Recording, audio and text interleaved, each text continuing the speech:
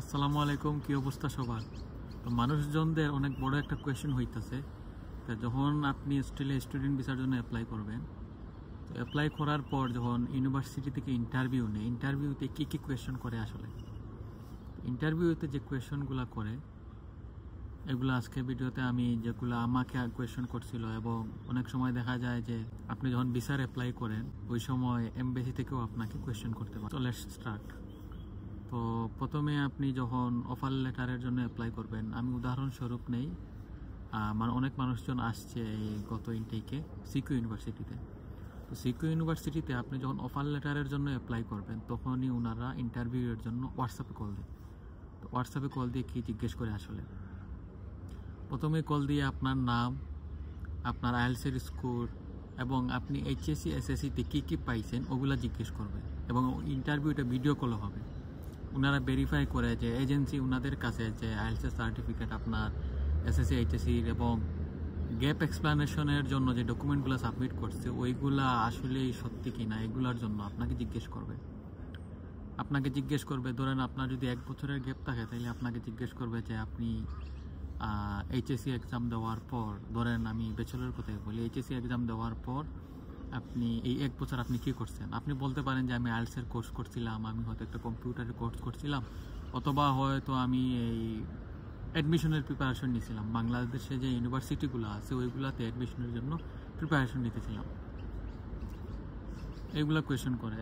দেন offer লেটারের আগে ওইরকম question করে না, এবং প্রায় প্রতিটা সিকিউ ইউনিভার্সিটি ছাড়া আর বেশিরভাগ ইউনিভার্সিটি অফার লেটারের আগে ইন্টারভিউ নেয় না। এবং নেক্সট স্টেপ হইতেছে জিটি ক্লিয়ারেন্স। জিটি ক্লিয়ারেন্সের জন্য প্রায় প্রতিটি ইউনিভার্সিটি, বেশিরভাগ ইউনিভার্সিটি ইন্টারভিউ নেয়। ইন্টারভিউতে কী কী জিজ্ঞেস করে এখানেই হইতেছে মেইন পার্ট। ইন্টারভিউতে আপনার ফাইন্যান্সিয়াল ডকুমেন্টসগুলোর ব্যাপারে জিজ্ঞেস করবে, যে আপনি ইউনিভার্সিটিতে যে জিটি ক্লিয়ারেন্সের জন্য ফাইন্যান্সিয়াল ডকুমেন্ট যেগুলো সাবমিট করছেন ওইগুলা।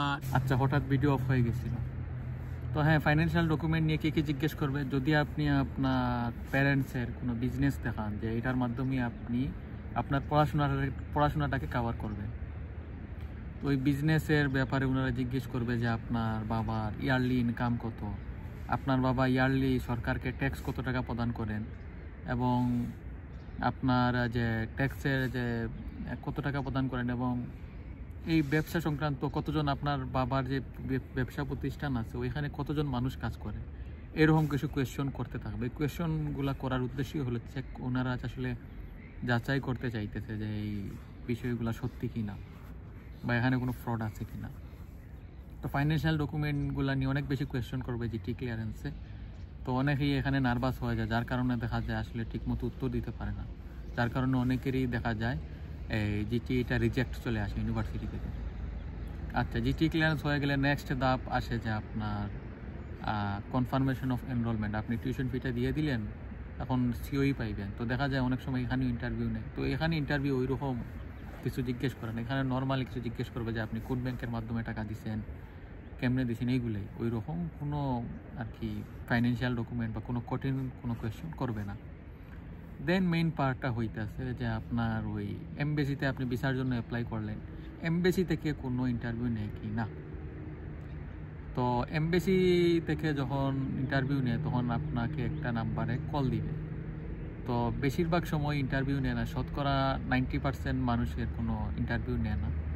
যাদের ধরেন একটু ফাইন্যান্সিয়াল ডকুমেন্টগুলোতে কোনো একটু নড়বড়ে অবস্থা বা ভালো কোনো এজেন্সি দ্বারা ওইগুলা ওইরকমভাবে যাচাই করা হয় নাই, ওই ধরনের ক্যান্ডিডেটদেরকে ইন্টারভিউর জন্য কল দিতে পারে। কল দিয়ে কী জিজ্ঞেস করে, হ্যাঁ ওই আপনার প্রথমে জিজ্ঞেস করবে যে আপনার নাম, আপনি এসএসসি এইচএসসিতে কত পাইছেন, অ্যান্ড দেন আপনার ফাইন্যান্সিয়াল ডকুমেন্টগুলা এক্সপ্লেন করতে বলবে। আপনাকে ফাইন্যান্সিয়াল ডকুমেন্ট যেগুলো আপনি সাবমিট করছেন, ধরেন আপনি দেখাইছেন আপনার বাবার জমি আছে, ওইগুলো আপনি বিক্রি করছেন, বিক্রি করে আপনার পড়াশোনাটা ফান্ডিং করবেন। তো কই এক জমি আছে, কতটুকু জমি আছে, কত টাকায় বিক্রি করছেন, কবে বিক্রি করছেন, ব্যবসা থাকলে ব্যবসা প্রতিষ্ঠানে কতজন কাজ করে, ব্যবসা প্রতিষ্ঠানের ধরন কীরকম, আপনার পিতা বার্ষিক কত টাকা ট্যাক্স দেন, গত বছর কত টাকা ট্যাক্স দিছিলেন, কত টাকা ইনকাম হয় বর্তমানে, আপনাদের বাবার যে ব্যবসায়িক অ্যাকাউন্টে কত টাকা আছে, এগুলা নিয়ে জিজ্ঞেস করবে।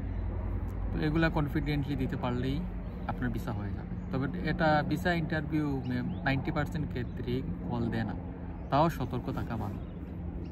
এবং আমি নিচে ডেসক্রিপশনে নর্মালি কী কী কোয়েশ্চন করে এবং কোয়েশ্চনগুলার ধরন ওইগুলা সহ ডিটেলসে সবগুলো একটা কোয়েশ্চনের লিস্ট দিয়ে দিব। বেশিরভাগ কোয়েশ্চন এই ডেসক্রিপশনের যে কোয়েশ্চনগুলো আছে না, এগুলোর মধ্য থেকেই আসে। এই কমন কোয়েশ্চনই করে আপনার ফাইন্যান্সিয়াল ডকুমেন্টগুলো থেকে কোয়েশ্চন, আপনার এসএসসি এইচএসসি আইএলটিএসের প্রতিটা মডিউলে আপনি কত পাইছেন। এবং আরেকটা কোয়েশ্চন হইতেছে, অনেকেই কোয়েশ্চন করে হোয়াই অস্ট্রেলিয়া। অনেক সময়ই কোয়েশ্চন করে এমবেসি থেকে, আপনার ইউনিভার্সিটি থেকে, যে হোয়াই অস্ট্রেলিয়া, অন্যান্য কান্ট্রি না কেন। এরপরে কোয়েশ্চন করে যে আপনি অস্ট্রেলিয়ায় কেন পড়াশোনা করতেছেন, আপনি তো চাইলে বাংলাদেশে এই সেম ডিগ্রিটা কমপ্লিট করতে পারতেন। এগুলাই। তো নার্ভাস হওয়ার কিছু নাই, ঠিকমতো প্রিপারেশন নিতে পারলে এবং কোয়েশ্চনগুলা মোটামুটি আগে থেকে প্রিপারেশন নিয়ে রাখলে দিয়ে দেওয়া যায়। তবে অনেকেই দেখা যায় অনেক বেশি নার্ভাস হয়ে যায়, নার্ভাস হয়ে যাওয়ার কারণে দেখা যায় জানা কোয়েশ্চনগুলোর উত্তর দিতে পারে না। তো বেস্ট অফ লাক সবাইকে, সবার ভিসার জন্য, এবং ইনশাল্লাহ যারা যারা ভিডিও দেখতেছেন সবার ভিসা হয়ে যাবে। Thank you.